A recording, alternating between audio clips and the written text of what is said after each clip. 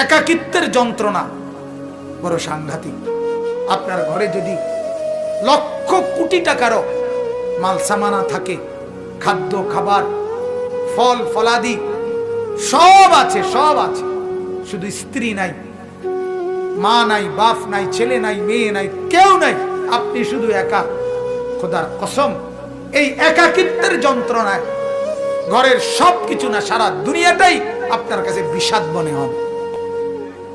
মনে হবে আমার কিছুই নাই। গত বছর আপনারা অনেকে শুনছেন হয়তো, এক ভদ্রলোক ঢাকার শিল্পপতি, কোটি কোটি টাকার মালিক, গার্মেন্টস মেল ফ্যাক্টরির মালিক, ওই ভদ্রলোক একাকিত্বের কারণে স্ত্রী নাই,